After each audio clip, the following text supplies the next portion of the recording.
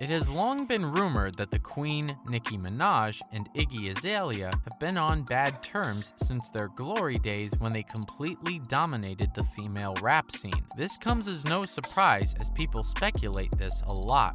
Look at the so-called feud between Usher and Neo, which eventually turned out to be rubbish. Anyway, Iggy recently replied to a Twitter post that claimed she had beef with Minaj and rubbished it. This and more in today's video. Kicking us off, Iggy Azalea slams article suggesting she feuded with Nicki Minaj. Iggy Azalea didn't like it when the New York Post put her on a list of recording artists with whom Nicki Minaj is said to have had a fight. The article said that Azalea and 4 other female artists have had problems with the Pinkprint rapper in the past, but the Australian rapper told the Post that she was not one of them. "Why am I on this?" Azalea asked on Twitter. "We've never talked badly about each other. Y'all weird." The article in the Post said that Azalea had insulted Minaj after her performance at the 2010 BET Awards, and that the Young Money superstar had responded to Azalea in a mysterious way while accepting a BET award 4 years later. In a quick interview with Power 106, Azalea also talked about a viral clip of her choosing Cardi B over Nicki Minaj. The person who shared the tweet implied that Azalea had been on the hate train for Nicki Minaj for a long time. "I can like any kind of music I want, lol," she wrote on Twitter. "A song is a song.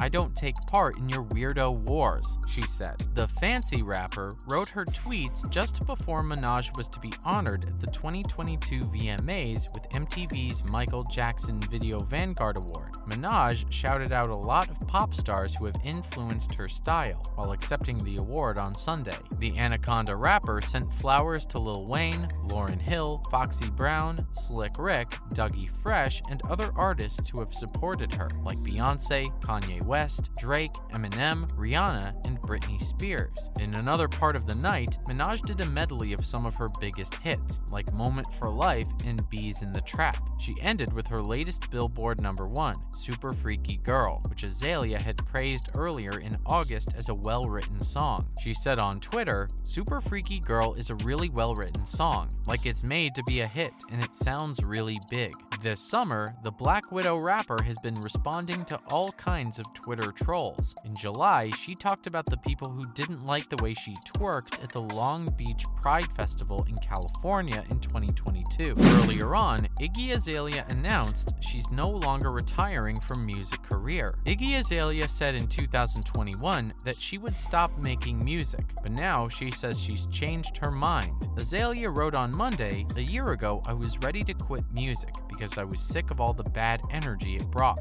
But what I've learned is that you guys are going to be negative and nosy even when I'm minding my own business. So if I can't find peace, you can't either. I'll be back. Weep over it." Iggy then said that she wants to put out music through her Bad Dreams label. Before her third studio album, The End of an Era, came out in August 2021, the fancy rapper said that she would stop making music in July 2021. "End of an Era is so important to me because after I release my album next month, I'm going to take a few years to focus on other creative projects and things that inspire me outside of music," she tweeted at the time. "I can't wait for you to see new sides of me in the future." She went on, "It's right for me to put my energy and attention on the things I'm most excited about, and I hope you'll keep supporting whatever creative projects I'm out here working on. I really like this album, and all I want is for my fans to like it too. I hope to see a lot of you when I go on tour." The singles from The End of an Era, which came out in August 13th, 2021, were Brazil, I Am the Strip Club, and Sex on the Beach. There were parts from B.I.A., Sophia Scott, and Elise in the project.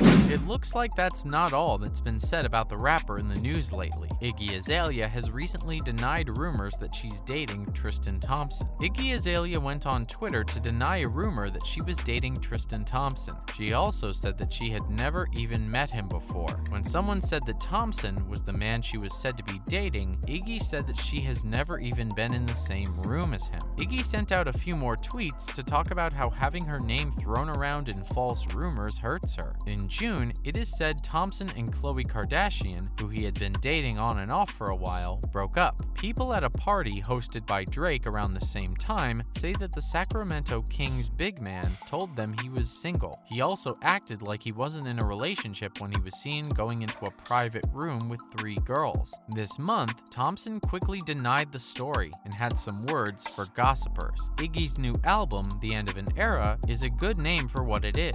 She said last month that after her 3rd studio album comes out, she will take a break from music for a few years to work on other creative projects. Moving on, Iggy Azalea shares first-hand account of abusive behavior by Britney Spears' father. Iggy Azalea says she saw Britney Spears' father do abusive things when she and the pop star worked on their 2015 song Pretty Girls together. Iggy wrote a 2-part letter that she posted on Twitter. In it, she said she wanted to speak out to support Britney and to give a first-hand account of the kind of behavior that Jamie Spears is said to have done. Iggy says that the father forced her to sign an NDA right before she and Britney performed Pretty Girls at the 2015 Billboard Music Awards. Iggy said Wednesday night that it's basic human decency to get someone out of Britney's life who she has said is abusive. It should be against the law. I saw the same things Britney said about her father last week when we worked together in 2015. I just want to back her up and let everyone know that she is not exaggerating or lying.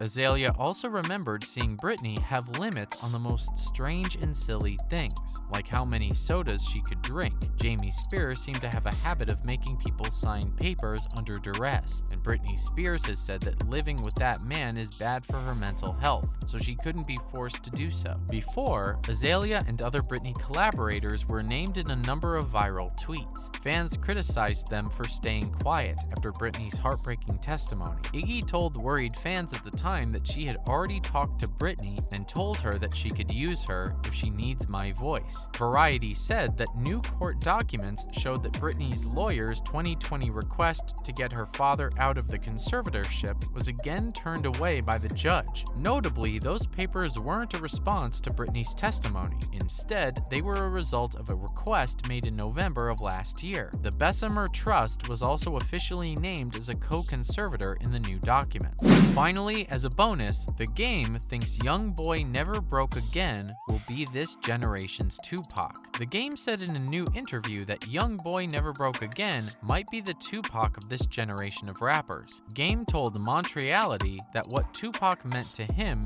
Young Boy might mean to someone who grew up listening to his music. Around 15 minutes into the video above, he said NBA Young Boy will be the Tupac of this generation. When an 18-year-old says NBA Young Boy is better than Tupac, it's not always because he's right or because Tupac is better than NBA Young Boy. It's just that Michael Jordan, Kobe Bryant, and LeBron were all great in their own time. You should just enjoy them now, because someone who is 18 years old can't understand or appreciate Tupac because they weren't even born yet. Game pointed out that Tupac has been dead for almost 26 years, so it might be hard for someone who wasn't even born when his music came out to understand it. A kid who would have been 18 when he died wasn't even born for another 6 years, he said. So why would you think he would like Tupac more than NBA Young Boy? Someone just a few years older than him who he listens to every day and who probably lives the same kind of life as he does. In other parts of the interview, Game talked about how much he liked all kinds of hip-hop that came before him. I liked it when Public Enemy sang Fight the Power, or when NWA said F